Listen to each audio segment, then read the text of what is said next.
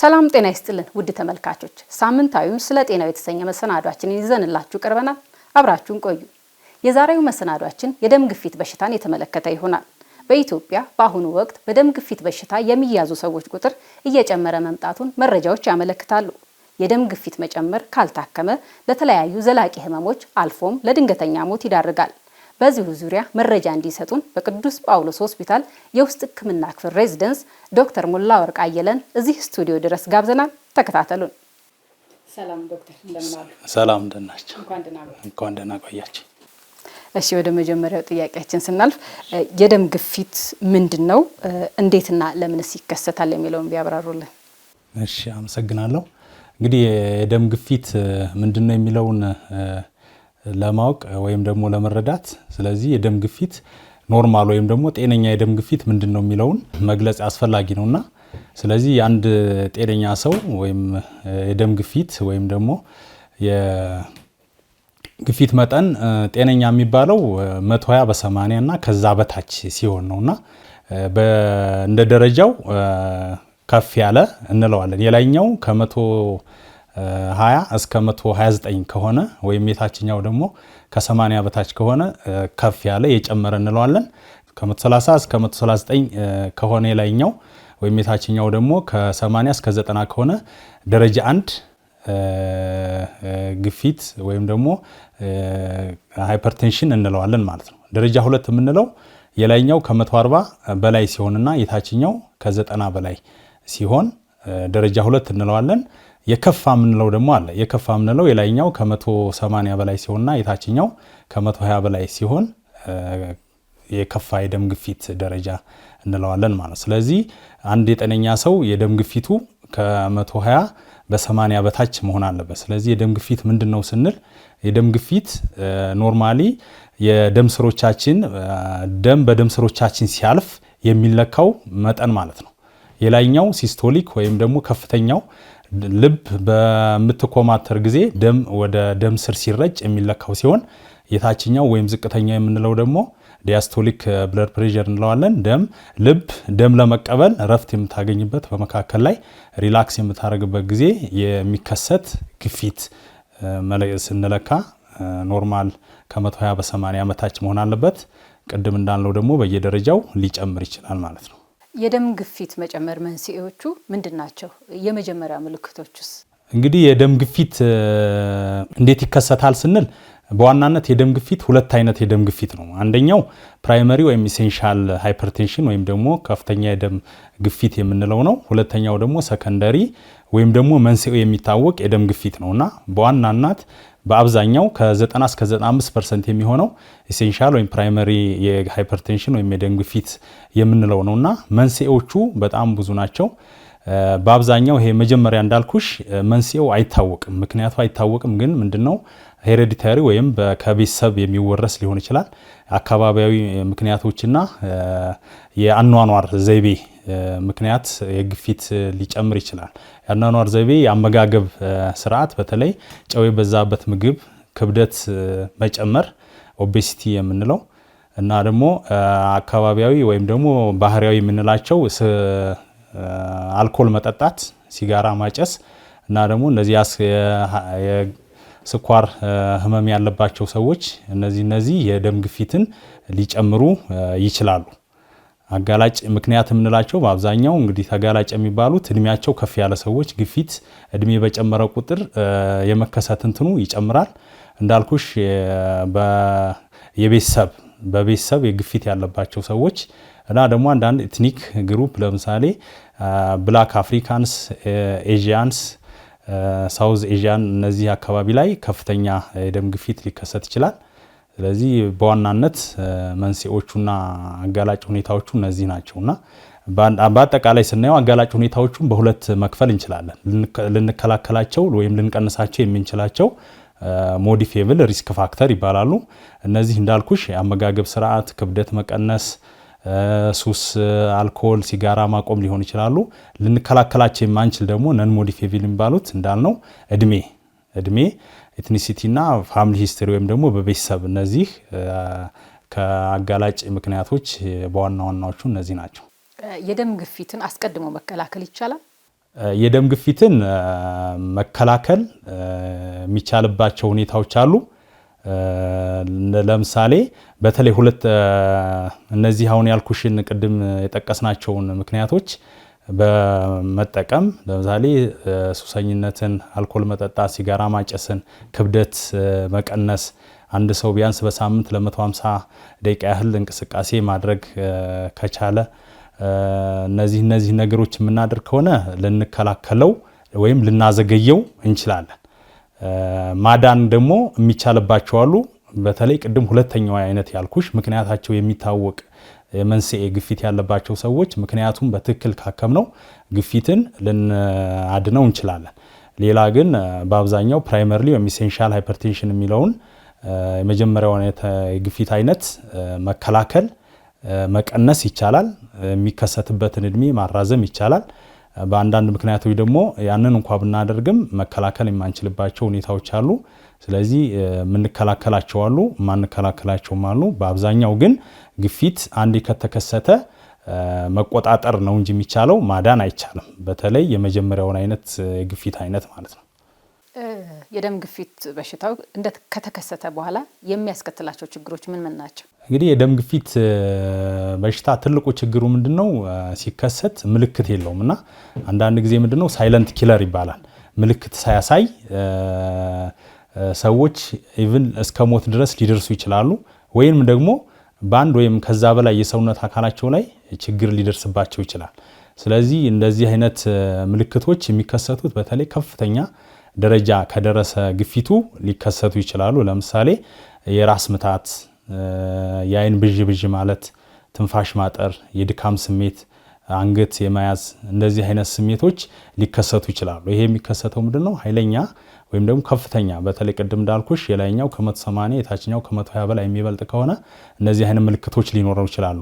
ካልሆነ ግን በአብዛኛው በህብረተሰቡ ላይ ምልክቱን ሳያሳይ ግፊት ትልቅ ደረጃ ይደርስና ድንገት በጨመረ ጊዜ ለአደጋ ለሞት ከፍ ብሎም ደግሞ የልብ ድካም አደገኛ የሆነ አጣዳፊ የሆነ የልብ ህመምና እስከ ሞት የማድረስ በጭንቅላት ላይ የደም መፍሰስ፣ የኩላሊት ድክመት፣ እንደዚህ የደም ስሮቻችን ደም በአግባቡ እንዳይተላለፍ ማድረግ፣ አይነ ስውርነት ከማንጣትና ከፍተኛ የጉዳት መጠኖች ሊያመጣ የሚችል የህመም አይነት ነው።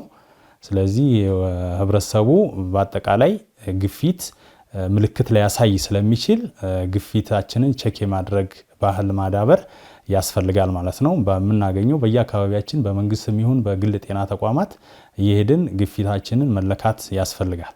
ግን ምንድነው እንግዲህ ከልምድም ከአጠቃላይ እያየን ያለነው ነገር በተለይ በእኛ ማህበረሰብ ዘንድ ግፊትን ያው ትኩረት የመስጠት ነገሮች ያንሳሉ። ይሄ ማለት ምንድነው? አንድ ሰው ወደ ሕክምና መጥቶ እንዴት ነው ግፊት አለበት ወይ ግፊት ተነግሮት ያውቃል ወይ ተመርምሮ ያውቃል ወይ ሲባል አይ እንደዛ ተመርምሬ ያላቀም የለብኝም ምናምን የማለትና ለማወቅ ወይም ደግሞ ክትትል ለማድረግ ፍላጎት ያለ ማግኘት ከታወቀም በኋላ ደግሞ ለሕክምናው ወይም ክትትል ለማድረግ ፍላጎት የማጣት ነገሮች አሉ። ይሄን ደግሞ የምልሽ ያው አብዛኛው በሆስፒታሎች ላይ በተለይ እንደ ኢትዮጵያ ባሉ ሆስፒታሎች ላይ ስትሮክ የምንለው የጭንቅላት ደም መፍሰስ ወይም መቋረጥ ካለባቸው ሰዎች ከ70 እስከ 85 የሚሆኑ ሰዎች ከግፊት ጋር በተያያዘ ነው። ድንገተኛ የግፊት መጨመር በልብ ላይና ከደም ስሮች ጋር ተያይዞ ከፍተኛ ጉዳት እያመጣ ነው። እንደ ሀገራችንም እንደ ዓለም አቀፍ ደረጃም በአሁን ሰዓት አሳሳቢ ደረጃ ከደረሱ የህመም አይነቶች አንደኛው ግፊት ነው። የደም ግፊት በሽታ በኢትዮጵያ የመስፋፋት ደረጃው ምን ያህል ነው? በዓለም አቀፍ ደረጃስ? እንግዲህ እንደ ዓለም አቀፍ ደረጃ በተለይ WHO የዓለም ጤና ድርጅት 2024 ላይ ባወጣው መረጃ 1/3 ወይም ደግሞ 1.4 ቢሊዮን አካባቢ ዓለማችን ሰዎች በደም ግፊት ይጠቃሉ። ከዚህም ውስጥ ደግሞ 7.6 ሚሊዮን አካባቢ የሚሆኑ ደግሞ በአንድም በሌላም ምክንያት ከግፊት ጋር በተያያዘ ህይወታቸውን ያጣሉ። ስለዚህ ቢያንስ አብዛኞቹ 2/3 ደግሞ ከ75% አካባቢ የሚሆኑት ደግሞ የሚገኙት በሎ ኢንካም እና ሚድል ኢንካም ካውንትሪ ላይ ነው። ስለዚህ እኛ ሀገርም በዛ ይካተታል ማለት ነው። እንደኛ ሀገር ደረጃ ስናየው የቅርብ መረጃዎች ባይኖሩም 2001 ላይ የተጠኑ ጥናቶች በሚያሳዩት 35 አካባቢ ሳይቶች ላይ በተጠኑ ከግፊት ጋር ጥናቱ የሚያሳዩት ከ21 እስከ 25% የሚሆነው የሀገራችን ህዝብ በደም ግፊት የሚጠቃ ነው። በአብዛኛው ደግሞ ከተማ ላይ ይበዛል እና በተለይ አዲስ አበባ ላይ እስከ 30% ይደርሳል። አብዛኞቹ ደግሞ ቅድም እንዳልኩሽ እድሜያቸው ከፍ ያለ ክብደታቸው ከጨመሩ ሰዎች ጋር አልኮልና ሲጋራ ከሚጠቀሙ ሰዎች እና የስኳር ህመም ካላቸው ሰዎች ጋር የሚገናኙ እንደሆነ ያሳያል ዳታው። እና ትልቁ ነገር ግን እንደ ዓለም አቀፍ ደረጃም ግማሽ የሚሆኑት ግፊት ካላቸው ውስጥ መኖሩን እንኳ ያለማወቅ ነገሮች አሉ።